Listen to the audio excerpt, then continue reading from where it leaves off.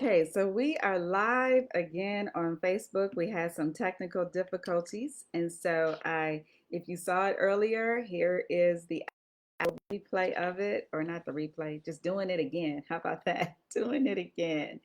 And okay, we are all set. So the question for today that I have you is, have you ever felt like your emotions are controlling you rather you controlling them? If you've ever felt that way, this is the live that you'll want to watch, because I'm going to share with you how you can change that in 3 simple steps. For those of you who I don't know, I'm Coach Natalie, and I show up every Tuesday for Tea with Coach Natalie, and we're talking about getting unstuck. Unstuck. And last week I went live and I told you the top 3 reasons why we get stuck, or the top 3 areas, I should say, that we get stuck in our lives. Number 1 were our emotions. Number 2 are expectations, and number 3 are our experiences. And so if you missed that first show, or the first part of this, you'll want to go back and watch it. It's on my Facebook page, because today I want to talk about mastering our emotions. The first area that we get stuck in, we are emotional creatures, let's just agree. And because we're emotional creatures, we often allow our emotions to lead us versus us leading them. And I'm mostly talking about our negative emotions, because our good emotions, happy, joy, peace, all that stuff, we love to have that. And when we're feeling those good emotions, everything is going well. But it's the negative emotions like anger, worry, and fear that cause us to get stuck. And I don't want to forget about worry and anxiety and doubt. All of those negative emotions can overcome us, and we can get stuck and be derailed and not achieve any of our goals. And I call them our GADs, our goals, our aspirations, and our dreams. And so we want to make certain that we master our emotions, not manage them, master our emotions so that they don't master us. And so, why is this important? And then I'm going to go into 3 things that you can do to master your emotions. Then I'm going to end with a challenge. I'm going to challenge you to take action in your life. And so, why is this important? I wrote down it's important because controlling our emotions is essential, because it enables us to respond thoughtfully rather than reactive and impulsive, which leads us to better decision making and healthier relationships. So, when we take a thoughtful approach, or we become more intentional about our responses, we have better decisions, better outcomes, better relationships. Things just work out better because we are in a more thoughtful and intentional space. We're being proactive versus reactive. You know those folks that you're around that caught up in their feelings and they go from 0 to 1,000 like it's okay. Well, it's not okay. It really isn't. And we're in our 5th decade, 50 years plus or close to it. We should be mastering ourselves and how we show up and how we respond, what we do and what we say, versus just being reactive and then trying to take it back like it's okay, because it really isn't. And after all these years on planet Earth, we should have learned by now, right? That it really isn't okay to just say mean and spiteful things and then think you're going to apologize, or do something that's mean and spiteful because you caught up in your feelings. No, there is a better way to show up. There's a better way to live. And so we need to allow our emotions to be a gauge that ding, ding, ding, something's going on.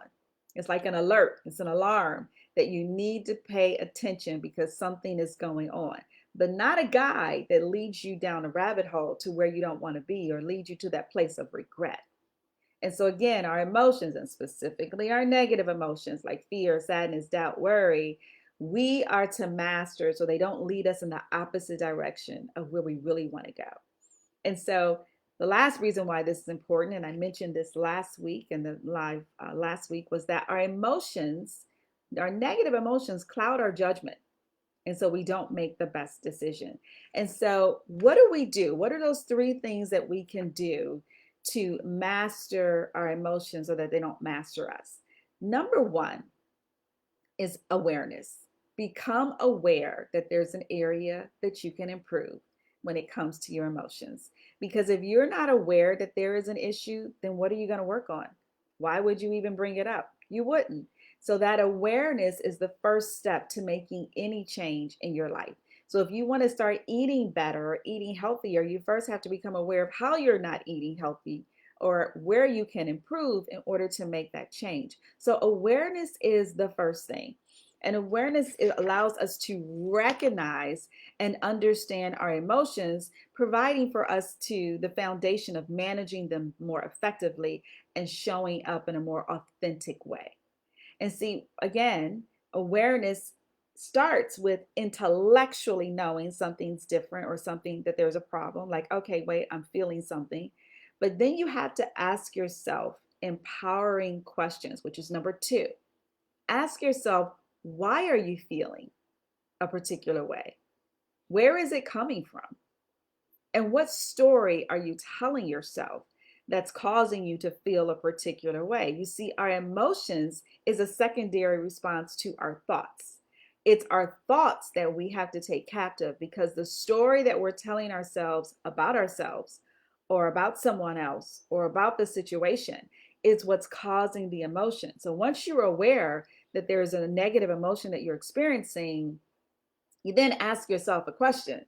What story am I telling myself? Where is this coming from? Why am I feeling this way?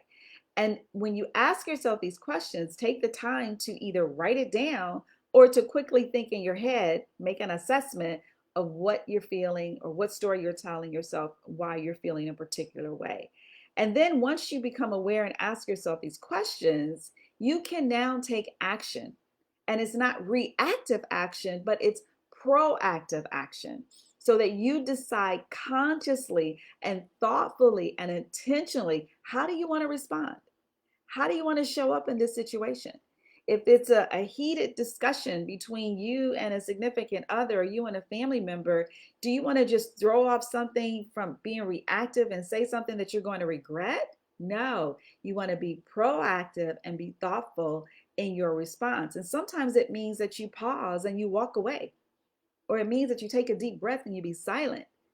You have to be able to get attuned to your body, what's going on in the story that you're telling yourself, what's going on physically, how are you feeling right now, and maybe you should walk away or maybe you should be quiet. But you can't make that decision if you're caught up in your emotions. And all of us experience what I call sticky situations, situations that have long since passed, but it's the emotions that stick to us, right? You remember the situation that happened in elementary school when somebody called you short. I do, right? I was teased all my life about being short. And while it was all fun to most people, that emotion of not feeling like I was enough stuck to me, right? Now I'm still short. Yeah, it's true, I am. I don't get as emotional about it when someone teases me for being short.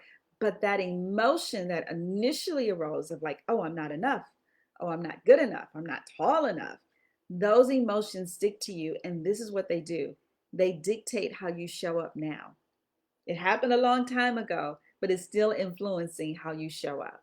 So you think about it, that past hurt, that past disappointment, that past tragedy, or something that happened that you didn't want to happen. The situation's gone, but most times, what are we stuck in? The emotions, the feelings, the story that we keep repeating over and over again. That's why I call them sticky situations. So if you want to get unstuck and master your emotions, one, become aware that there is an issue. Be aware that there's something that you need to pay close attention to because you're starting to feel a particular way. And then two, ask yourself that empowering question or empowering questions. Why are you feeling that way? What story are you telling yourself, right? And where is it coming from? And then the third thing is have a proactive action response versus reactive. That's really key because how you respond to those emotions makes all the difference in the world of whether you stay stuck or you get unstuck. So I hope that these three steps really help you in order to master your emotions. And I'm saying we have been on planet Earth darn near 50 plus years. It's time for us to master how we show up. And the first way to do that is mastering our emotions. So I want to challenge you to pay attention.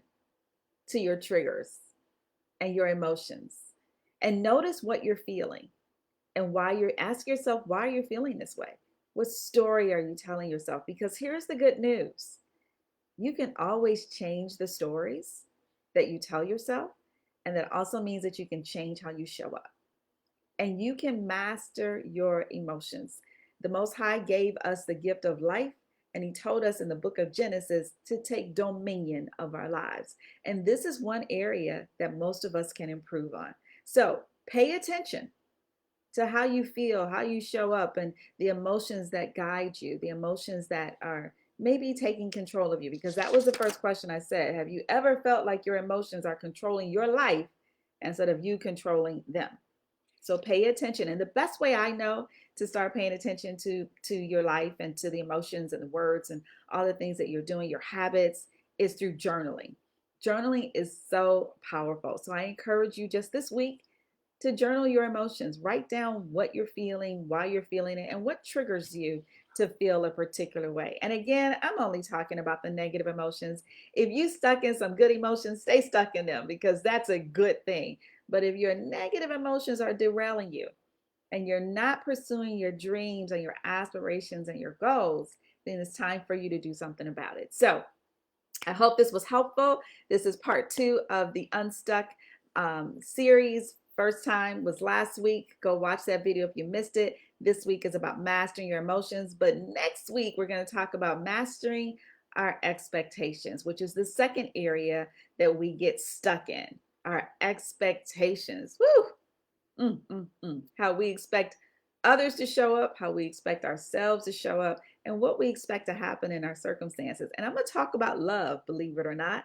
And what does love and expectations have to do with each other? A lot. Absolutely a lot. So you'll want to tune in next week when we go live with Tea with Coach Natalie. And as always, if you ever want to connect, send me a message, drop it in the comments section. Thank you for watching this. And I look forward to seeing you next week. Be blessed.